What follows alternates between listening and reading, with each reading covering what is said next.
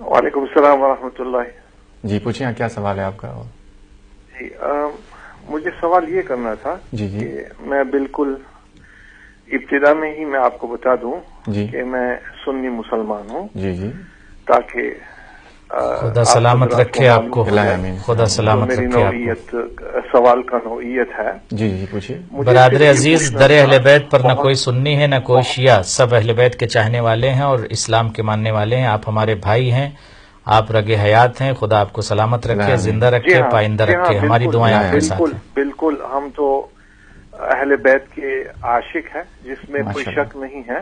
مولا آپ کو لیکن سلامت رکھے. لیکن ویسے ہی تاکہ ایک شناخت ہو جائے. ٹھیک ہے بسم اللہ. جی جی. میں نے صرف یہ بات کہنی تھی مولانا کہ ایک عام انسان، اب میں نے قرآن اور حدیث سے بھی بات نہیں کرنی ہے، صرف عقل کی نظر ذرا سے اگر ہم دیکھیں کہ اگر میں نے کسی جگہ پر گھر خریدنا ہو تو عام انسان سب سے پہلی چیز وہ دیکھتا ہے کہ وہ ہمارے نیبرز کیسے ہوں گے، وہ علاقہ کیسے ہوگا، پھر ہی وہ وہاں جا کر گھر خریدتا ہے. اگر بازو میں کوئی ایسے چور اور بدماش قسم کے لوگ رہتے ہو تو خواہ وہ کرسچن ہو، یہود ہو، مسلمان ہو اور صاحب عقل ہو تو وہ کبھی بھی گھر نہیں خریدتا ہے.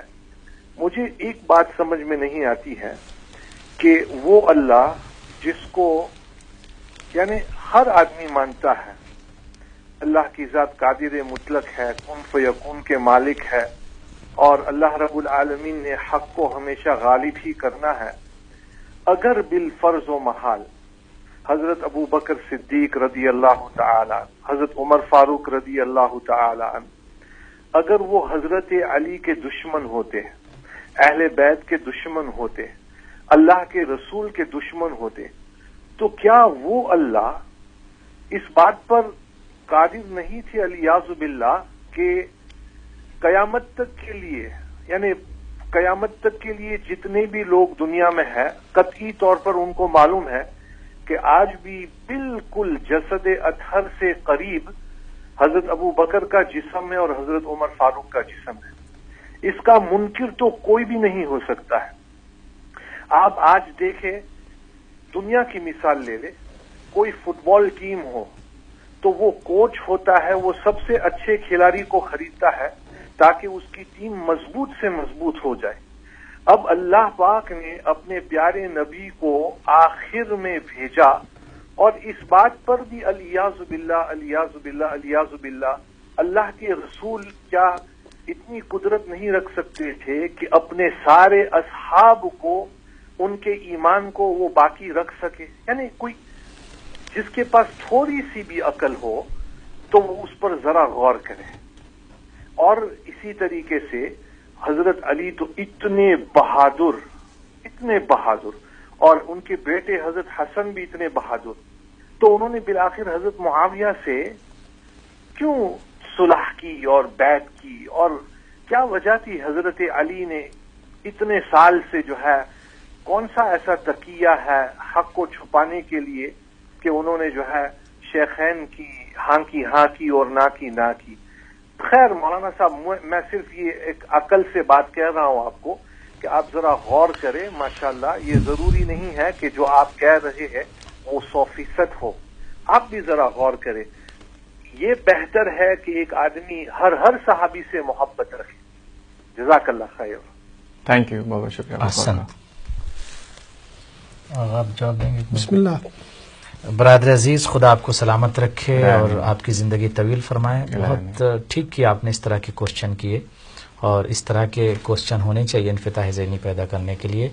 لیکن میں عقلی سوال آپ نے کیا تو میں عقلی ہی جواب آپ کی خدمت پیش کر دوں پہلے کہ پروردگار عالم ہر چیز پر قدیر و قادر ہے. ان اللہ علی کل شیء قدیر، ہر شے پر وہ قدرت رکھتا ہے، کائنات کے ہر وجود پر، ہر ذرات پر وہ قدرت رکھتا ہے. ایک منٹ ذرا کال نہ لیجیے گا کیونکہ مسئلہ کوشچن بہت اہم ہے، اس کا جواب دینا بہت ضروری ہے.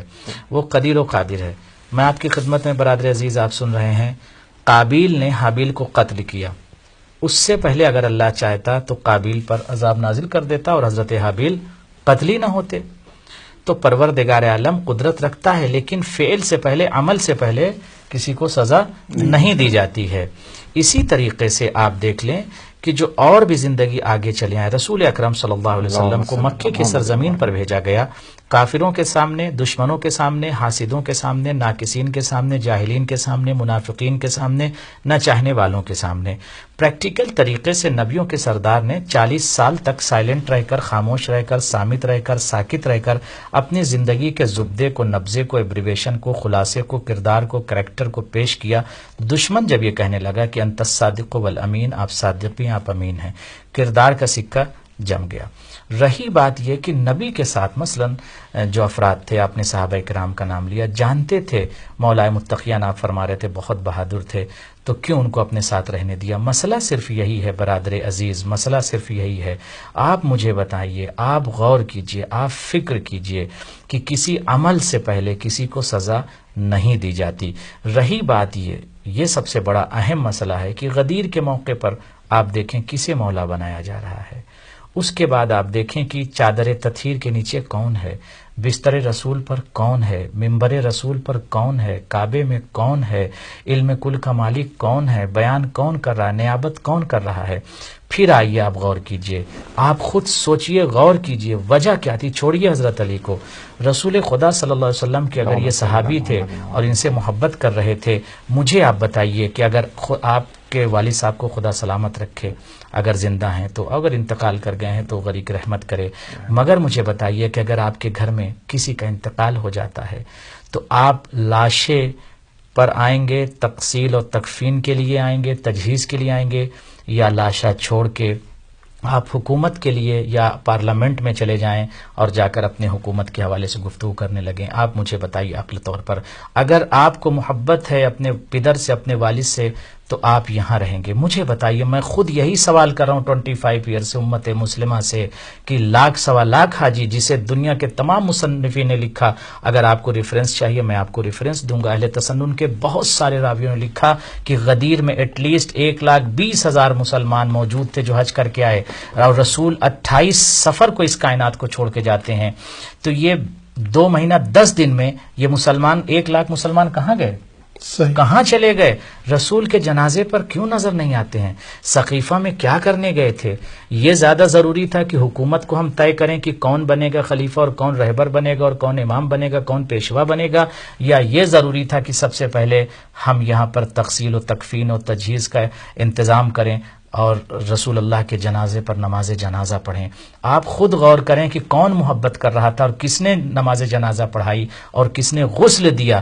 کیوں تاریخ سے نہیں پوچھتے؟ پھر دوسرا سوال یہ ہے، آپ خود سوال کیجئے تاریخ سے کہ کون ہے جو در بطول کو جلانے والا؟ کون ہے کہ جس نے جو ہے باغ فدق کو غصب کر لیا اور نہیں دیا؟ آپ خود سوال کیجئے، چیک کیجئے۔ میں کسی کو کچھ نہیں کہتا ہوں، لیکن تاریخ کے جو حقائق ہیں ہم سب کی عزت کرتے ہیں، آپ کا بھی احترام کرتے ہیں۔ آپ سلامت رہیں، ہمارے اہل سنت بھائی ہماری جان ہے، سلامت رہیں، لیکن پلیز ریئلٹی کی طرف آئیے، حقانیت کی طرف آئیے، سچائی کی طرف آئیے۔ اور سرکار اگر جانتے تھے، فرض کریں میں نے عرض کیا کہ دیکھیے صدیق اکبر کا جو خطاب ہے وہ مولا متقیان کا ہے، اس لیے کہ آپ خود کہتے ہیں کہ علی جو ہے کرم اللہ وجہہ۔ واٹ ڈز اٹ مین کرم اللہ وجہہ؟ اس کا مطلب یہ ہے، آپ تفسیر کر لیجئے، یہی ہمارے برادران ایمانی اہل سنت فرماتے ہیں کہ جس کا سر کبھی بت کے سامنے نہیں جھکا، اس لیے کرم اللہ وجہہ۔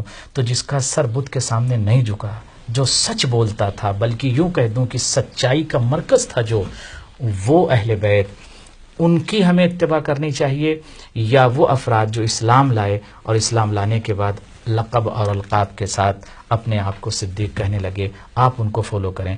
آپ کی مرضی ہے، آپ جسے چاہے فالو کریں، یہ آپ کا اختیار ہے، ہمیں کوئی مسئلہ نہیں، لیکن آپ سچائی کی طرف، ریئلٹی کی طرف آئیے۔ دوسری سب سے اہم بات جو آپ نے ذکر کیا کہ مولا متقیان نے جو جنگ کی، مولا متقیان نے جنگ کی، سب سے اہم مسئلہ یہ ہے کہ رسول خدا کی حدیث موجود ہے، یا علی آپ کے مقابلے میں جو آئے گا وہ باغی ہوگا، اور حضرت عمار یاسر کے لیے ارشاد فرمایا تھا، یا عمار تقتلک فئۃ الباغیہ، عمار تم کو ایک باغی گروپ قتل کرے گا. یہ رسول کی حدیث ہے. اگر آپ کو ریفرنس چاہیے میں ریفرنس آپ کی کتاب سے دوں گا، اس میں یہ موجود ہے، یہ کوڈ ہے کہ باغی گروہ آپ کو قتل کرے گا. تو باغی گروہ کون ہے؟ جس نے مولا متقیان سے جنگ لڑی. اور میں یہ دعا کرتا ہوں یقینی طور پر جو علی کے چاہنے والے ہیں خدا علی کے ساتھ محشور کرے، اور جو دشمن علی کے چاہنے والے ہیں. ایک سوال ان کا یہ تھا جس میں کہ شیخین کو پہلو رسول میں دفن کیا گیا، یہ ایک سعادت ہے، یہ ان کے لیے بہت بڑی بات ہے. جی تو اس حوالے سے سوال بھی تھا. جی تو اب ایک تو بات یہ کہ اگر یہی سعادت ہے تو پھر یہ سعادت حضرت عثمان رضی اللہ تعالیٰ عنہ کو کیوں نہیں ملی؟ ہاں بالکل. کیا مطلب ہے؟ پروگرام کا وقت ختم ہو رہا ہے تو لاسٹ نہیں میں اس کمپلیٹ کو کر لیں دیجیے، بہت امپورٹنٹ کوسچن اہم بات ہے. جی کنٹرول روم سے گزارش ہے کہ تھوڑا پروگرام 5-10 منٹ تھوڑا سا اور دے دیں اگر پاسبل ہو تاکہ مولانا میسج کمپلیٹ کر دیں. جی مولانا. تو ایک تو یہ ہے، اور ایک سوال انہوں نے یہ کیا تھا کہ حضرت علی نے ہمیشہ شیخین کی ہاں کو ہاں اور نہ کو نہ کہا.